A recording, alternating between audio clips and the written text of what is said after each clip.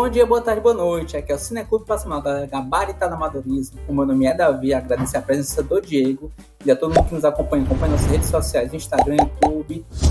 Inscreva-se no canal, ative o sininho, curta, compartilhe, comente, acompanhe nossos podcasts, Spotify, Amazon Music e Google Podcast. Dizer que o vídeo a ser analisado contém spoilers, então se você não gosta de spoilers, evite. Se você já viu o filme, eu não ligo para spoiler, fique à vontade para acompanhar. E dizer que o filme a ser analisado é O Menino e a Garça, filme de 2023, né, do cultuado diretor Hayao Miyazaki, que concorreu em 2024 e ganhou ao Oscar de melhor animação, melhor longa de animação. E, Diego, qual é a sinopse de O Menino e a Garça? O Menino e a Garça, não tem jeito, é Miyazaki, né? Mas vamos lá, né?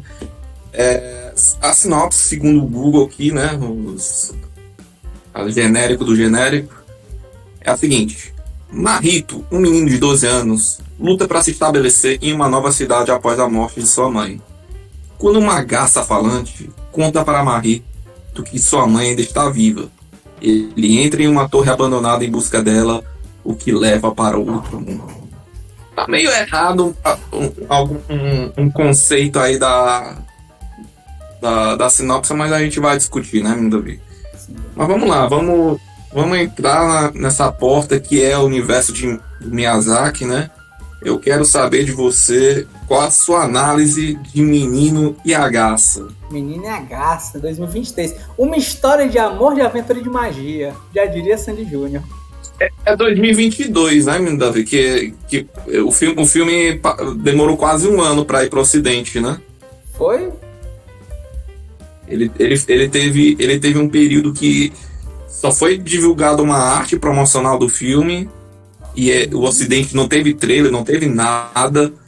Só foi isso lá no Japão, né? E aí saiu o filme. E aí foi coisa assim de um ano para sair o filme, né? Acredito. É Miyazaki, né? Miyazaki, né? E assim, é um filme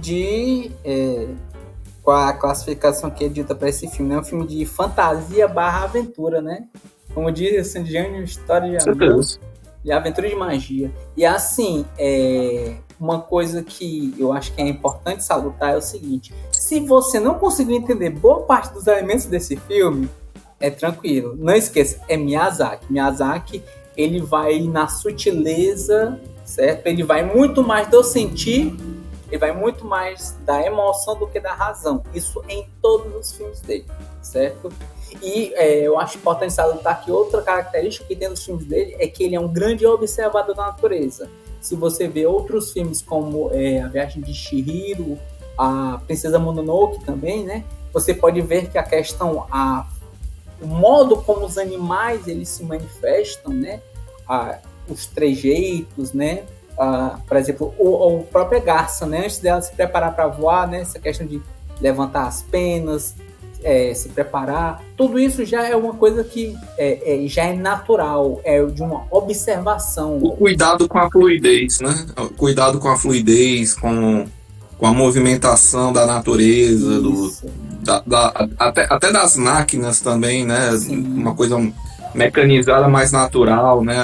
Os barcos, né? Sim, e assim, nesse filme você pode observar, no decorrer do filme, que os próprios elementos, né? Às vezes chamam de elementos primários, né? O fogo, a água, o vento e a terra, eles são colocados de uma forma paradoxal, vamos dizer assim. Por quê? Porque no início do filme a gente já é levado, né, pro protagonista, né? Ele vai correndo juntamente com o pai dele, né? No caso é o Marito.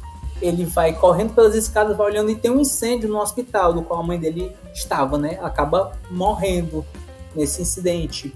E você pode observar essa questão, a forma como o fogo, as brasas sobem, né? A forma como o fogo se comporta é uma maneira bem natural. A questão do fogo, das cinzas, certo? Os outros elementos que aparecem, essa questão da água, com o toque da água, né? As ondas que a água faz, o vento, que ele não vai muitas vezes assim, né? Ele faz todo um círculo, né? O esvoaçar. E a própria terra em si, né? A forma como é o contato, né? Dos seres com a terra. Mas por que paradoxal? Porque isso mostra que o Miyazaki ele é um excelente conhecedor da natureza. Mas como os filmes dele também têm elementos de fantasia, você pode observar que enquanto tem esse elemento natural perante o que é o concreto, o nosso mundo, né, a gente também vê quebras desse paradigma, como, por exemplo, na própria... No decorrer do filme, né, a gente vai vendo a questão do Marrito, ele tentando lidar com o luto, o pai dele, depois de um tempo, ele se casa novamente, né, ele não lida bem com a situação, né, ele se machuca, ele ainda está em processo de luto, ele mora como se fosse numa pousada, né, vamos dizer assim, que tem muitas pessoas de idade também, então não tem muito contato de amizade, né, de proximidade com as pessoas da idade dele, e eis que ele acaba encontrando uma garça falante. E essa garça, ela mostra-se ser um personagem não confiável, né? Ele aparentemente é um personagem maligno, depois ele vai tentando analisar, né, o Marrito, os elementos que vão aparecendo, e aí, por exemplo, o que é que eu digo de paradoxal sobre essa questão do elemento da natureza? Para poder enfrentar essa garça, ele pega uma das penas e amarra na flecha. E essa flecha meio que vira teleguiada. Então ele quebra as leis da natureza. E é isso que é a quebra daquilo que é concreto e vira fantasia. Certo? Isso acontece em todos os filmes dele também. Essa questão do elemento natural, o elemento concreto, e também é mostrada essa questão do elemento lúdico. E durante todo esse filme vai passando de primeiramente que a garça parece ser um inimigo, depois ela acaba ajudando o protagonista, porque são personagens dúbios, vamos dizer assim. Às vezes o personagem que ele antipatiza com você, ele pode te ajudar mais tarde, né? As senhorazinhas que estavam lá, elas passam por uma árvore, né? Um elemento, que eles vão para elementos de fantasia. E nesse elemento de fantasia, né? Os animais, eles ganham, é como se eles ganhassem poderes, né? Eles quebram as leis da natureza, vamos dizer, de uma certa forma. É porque tem a história do meteoro, né? Isso. E o que acontece? Nisso vai se desdobrando alguns pontos e outros não. Entre alguns dos pontos que não falam tanto, por exemplo, uma das senhoras entra e a gente só vai descobrir, e uma moça mais jovem, né, que trabalha no barco, vai ajudando muito o protagonista, até que a gente acaba descobrindo que ela era uma das senhoras por causa do nome. Então, assim, é aquela questão da ponta solta que Miyazaki deixou, e ele fala no final, assim, olha, então era ela. E outros elementos que também não são explicados. Um dos nossos amigos, né, um dos membros do Cineclube, tá numa situação que era assim, ele viu no cinema e disse assim, olha, eu não sei o que pensar, só sentir, né, é Miyazaki. Assim, eu não sei o que estou vendo, mas estou adorando. E como um exemplo, né, aqui no próprio canal do Cineclube, né, de um outro filme que também traz, acho que não tantos elementos de polêmica, né, acho que esse filme eu era particularmente para mim não vi polêmicas, mas enquanto o filme também, vamos dizer assim, cabeçudo, que trazem muitos elementos a se pensar, a se analisar, a gente tem uma análise também de A Menina e o Ovo de Anjo, né, uma outra animação, caso vocês queiram ver essa questão de análise de filmes de animação que a gente também tem, certo? Então, assim, voltando pro filme, todos esses elementos que vão passando, esses elementos, esses animais fantásticos, vamos dizer, chegam-se a um grande ápice quando descobre-se que o garoto, na verdade, o grande pessoa que está arquitetando, né, que está meio que no controle desse universo lúdico, é um antepassado dele, né? Tataraneto. É um tataraneto dele? Do menino? Tataraneto. Não, é o avô, né? Não, porque a mãe era... Isso. A mãe era... Ela tinha poderes, né? Era filha. Era. E aí o que acontece é exatamente dessa questão dos elementos que vão mostrando, da fantasia, até da proximidade do qual o pai, ele de certa forma estava ausente, né? Ele tinha carinho pelo filho, mas não sabia como expressar. Até que com o sumiço do filho, ele vai correndo, né? Vai até... pega uma espada e vai enfrentando outros seres até o local da árvore para poder salvar o filho dele. Então, assim, é aquela questão, às vezes, de como as pessoas lidam com as emoções, como as pessoas lidam com o luto, né? Isso pelo menos foi os aspectos que eu consegui pegar do filme, certo? Porque é uma grande jornada de luto até passagem do luto e a aceitação de uma nova família. Então, assim,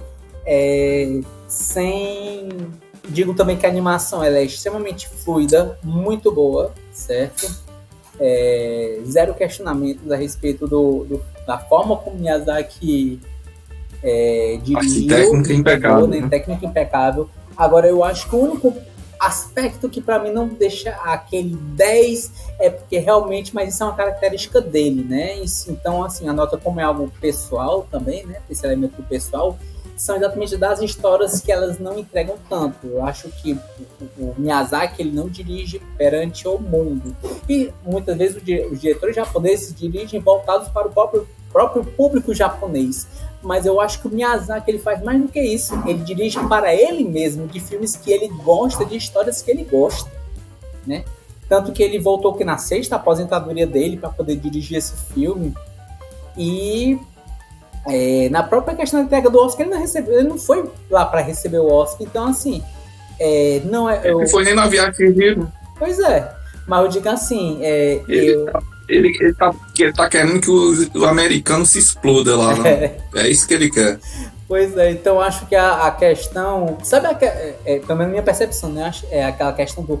Eu faço pela arte em si, né? Pela beleza do que é a animação, né? Pelo seu naturalismo, pela sua essência, pelo seu ânima, né? Anima é vida. E Miyazaki se entrega da vida. Então, sem mais delongas, digo que minha nota para esse filme é um 9,5. E minhas palavras para esse filme processos de luto, naturalismo versus fantasia e Miyazaki, né? Porque não tem jeito, é Miyazaki. Não tem jeito, é visionário. Mas diga lá, menino Davi, você indica esse filme pra galera? Indico, se você quiser ver uma animação cabeçuda, né? Que vai te entregar uma animação fluida, mas que você saiba que alguns elementos talvez você não pegue bem e a percepção de como aquilo vai te bater pode vir de formas diferentes, né? A questão, às vezes, da própria arte, da própria história, do próprio roteiro, às vezes ele pode jogar percepções diferentes para as outras pessoas. Então, eu indicaria principalmente para essas pessoas, porque não é uma animação de luta, é uma animação de reflexão, né? E é Miyazaki, assim, a gente sempre se repete, né? Miyazaki é reflexão sobre a vida, né, nesse combate e a animação como válvula motriz desse universo. Estúdio Ghibli, né? Não tem, já é uma marca, já é uma entidade já, né? Sim. Vamos nós para a perguntinha lúdica, né? Para esse filme que nem é um pouco lúdico, né? É o seguinte: no filme a gente vê eles dentro da torre, né? Que na verdade é um meteoro que criou-se um universo de várias portinhas, né? Cada uma delas tem um mundo,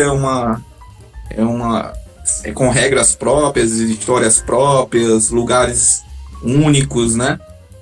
Eu queria saber de você, assim, na verdade, pegando esse exemplo do Marrito, né? Que acabou, né, indo para esse lugar e descobriu como a mãe viveu, né? Como viveu a mãe, né? Eu queria saber de você, né? Se você pudesse escolher uma porta para ver como é aquele mundo e saber como viveram aquelas pessoas, aquelas criaturas e tudo mais, eu queria saber de você qual seria a porta e o que você queria ver atrás da porta. Como uma pessoa e como ele viveu, né? Isso. Eu penso agora, né? Levando o agora da gravação, né? Na percepção, com base no que você me perguntou, acho que eu queria ver a história do meu avô materno, né? Parte de mãe, que tô contextualizando sobre o Ceará, né? Acho que Ceará, Fortaleza, acho que boa parte das pessoas de Fortaleza tem com seus antepassados, ou pessoas fora do estado, ou pessoas do interior do estado. E sertão, né? Sertão, interior, e assim, essa questão de como foi a trajetória, né, dele estar no interior, né, se casar, ele vir para Fortaleza, né, toda uma luta, né, para poder criar os filhos, educar os filhos, colocar todos os filhos formados, né, educados. Eu acho que é algo bem interessante, assim, pelo menos para mim, né. Como a pergunta é pessoal, eu gostaria de ver isso. Você ia contar a história da sua família para ele, jovem? Seria interessante, assim, dizer, olha, quão longe você vai alcançar e quantas pessoas você ajudou. Bacana. Mas, me conta agora você, Diego, qual a sua análise sobre O Menino e a Garça? O Menino e a Garça 2023 a 2022, né? Tem um nome japonês que eu já me esqueci, mas eu lembro que a tradução aproximada disso seria Como Viveram, né? Como Vivem, né? E aí foi adaptado para O Menino e a Garça, né? Aqui para o Ocidente, né? O que dizer de Miyazaki que já não foi dito, né? Quase todo o filme do Estúdio Ghibli que ele pega é uma obra-prima, né? Da animação, coisas extremamente únicas, extremamente sentir muito grande, assim, muita percepção que não é dita, é só vista, é só escutada da natureza ou do choro dos personagens. E esse filme não é diferente. E como o Davi falou, né, esse é um filme que ele saiu da sexta aposentadoria, né? E é um filme que ele tinha uma vontade muito grande de contar uma história, né? Que é, no caso, ser uma história pro neto dele, né? Ele queria contar ver como é a criação dos mundos, né? Como era doloroso, né? E ao mesmo tempo mágico, né? Essa criação, esse desenvolvimento. E aí foi se desdobrando para outros temas como o luto, né? Como, né, a questão do pertencer, né? Daquilo pertencer a você, né? Daquilo que é recolocado no local, mas é substituído, mas não é substituído, como é o caso da mãe dele, né, que morreu no incêndio, e meio que foi substituída pela irmã dela, que é a tia dele, né, e o pai assumiu, né, um relacionamento com ela, né, e isso gera muitos conflitos, né, de sentimentos, de identidade, do próprio menino, da própria tia, daquelas pessoas que estão ali vivendo, né? É muito complexo, assim, da forma como o Miyazaki foi, e sutil, né? Como foi feito, né? De novo, né? Em relação a isso que o Miyazaki queria fazer nesse filme, né? Ele acabou fazendo um grande apanhado de easter eggs, né? De outros filmes, né? Você vai ver a estação ali da Viagem de Chihiro, você vai ver a corrida da princesa da princesa Kaguya ali quando o Barrito vai correr, aquele estilo de animação única que foi feito na Princesa Kaguya, no conto da Princesa Kaguya, nesse filme foi bem parecido. Tem a sutileza, aquela corrida desesperada, com aquele silêncio visceral na alma, né? Cheio de grito, cheio de dor, cheio de luto, né? Aquelas outras partes envolvendo as portas, né? Que lembra muito o castelo do Hall, né? Que é outro filme dele. E em homenagens à viagem, a viagem de Chihiro já foi, né? Homenagens à relação à Princesa Mononoke, o Meu Amigo Totoro, tudo ali tem um easter egg, tem uma rima visual ali para você sentir que é meio que uma grande auto-homenagem àquilo que ele já fez, né? E meio que ele encarando o luto dessas homenagens, né? E eu acho que é difícil a gente dizer isso, né? Só vendo o filme, né? Só acompanhando a história, né? Que, assim, da nossa percepção, né? De quem acompanhou todas essas obras, né? E é difícil dizer que realmente é isso, né? Mas passa esse sentimento pra gente, né? Que o Miyazaki tinha essa vontade para além dele, né? Dentro desse filme, né? E dito isso, né? Como o Davi falou, é um espetáculo visual. Eu vi no cinema, foi extremamente assim. Eu saí também. O que eu vi? Porque o filme acaba assim, muito abruptamente. Porque quando chega na parte que eles resgatam a tia dele da torre, né? Que ela vai lá pra torre. E na verdade era isso o grande objetivo do Mahito no começo, não era nem ver a mãe, ou ver a mãe viva, resgatar ela viva, né? Era resgatar a tia, que era aquela pessoa que ia ter o irmão dele, já tava até. Já tinha até sido dito isso, né? E ela foi para querer ter o filho na torre, né? Só que ele foi para resgatar ela e teve todo aquele movimento, né? E aí, enfim, resgatam ela, trazem ela de volta. E em 2 minutos acaba o filme, mais ou menos o Mahito saindo da pensão, né? Indo para Tóquio com a nova mãe, o irmão e o pai, e simplesmente acaba. Não tem muita conversa, e a gente fica assim, o que aconteceu, como terminou, mais ou menos como a gente. Eu meio que me senti também assistindo Princesa Mononoke, né? Acaba abruptamente, assim, fechou a história, mas tem mais coisa para contar, mas eu não quero contar. Vai ficar aberto, assim, e vocês, né? A história que eu queria contar era aquilo e o depois é depois. E aí você precisa de um tempinho, né, para analisar, ver o que o Miyazaki queria contar, o que essa história tá ensinando a gente, né? Em relação a sentimentos, em relação a luto, né? Então, enfim, em questão técnica, fantástico, homenagens lindíssimas aos estilos de animação que ele já fez nos outros filmes. E para concluir, é uma obra-prima, né? Não tem como. Não tem jeito. É gênio o Miyazaki, não tem jeito. E como palavras, né, para esse filme, eu dou como palavras a palavra luto, que é uma história de muito luto.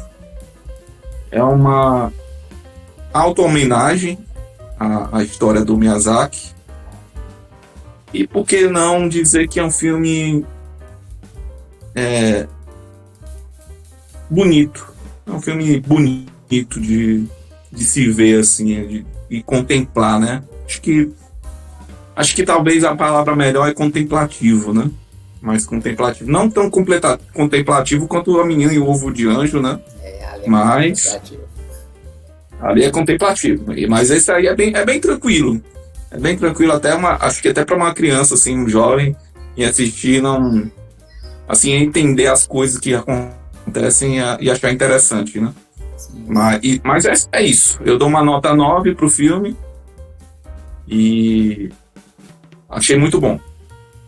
Mas E, Diego, você indicaria o Menino H? Eu indico para todo mundo que é fã de Estúdio Ghibli. Não tem jeito. Quem gosta de animação do Estúdio Ghibli vai gostar desse filme. Quem não gosta já tá errado. Já tá errado. Já tá errado. A pessoa que não gosta de Estúdio Ghibli tá errada demais. Tá errada na vida. É verdade. E Diego, trazendo a pergunta lúdica para você, certo? No filme a gente vê em vários elementos de fantasia, né? A questão das várias portas, e em cada porta aberta é mostrado a trajetória de como é a vida dessa pessoa, né? No caso, para você, qual seria a porta que você gostaria de abrir e ver a vida da pessoa? A vida de como vivem, né? Sim, a vida de como vivem. De como vivem. Eu não queria muito ir pro passado, não. Eu queria abrir uma porta que fosse pro futuro, assim. Que fosse para ver um descendente, alguém assim, e ver como vivem, né? Como é que viveram, né? Talvez como a gente viveu, né? Eu acho que um legado, né? Futuro não necessariamente o legado, né? Mas saber se no futuro vão estar bem, né? Se apareceu mais pandemia por aí, né? E acabou destruindo o mundo, né? E voltando, né? Ou se for acontecer outro desastre natural, né? Como está acontecendo aqui no Brasil em 2024, né? E provavelmente acontece em outros países também, esses desastres, né? Eu queria saber como vivem, né? Mas fica aí na porta pra gente descobrir como viveram, né? A gente vai descobrir, né? De alguma maneira. Vamos encerrando, né, nossa análise. A nível de curiosidade, a nota final ficou 9,2. Agradecer novamente a presença do Diego, dizer que meu nome é Davi, reforçar todo mundo que nos acompanha nossas redes sociais, Instagram e YouTube, inscreva-se no canal, ative o sininho, curta, compartilhe, comente, acompanhe nossos podcasts, Spotify, Amazon Music e Google Podcast. E Diego, para quem teve a paixão de assistir essa análise até o final, tem que escrever o que nos comentários? Hashtag Miyazaki é gênio. Hashtag Miyazaki é gênio. Isso aí, então, muito obrigado a todo mundo que nos acompanhou aí. Valeu!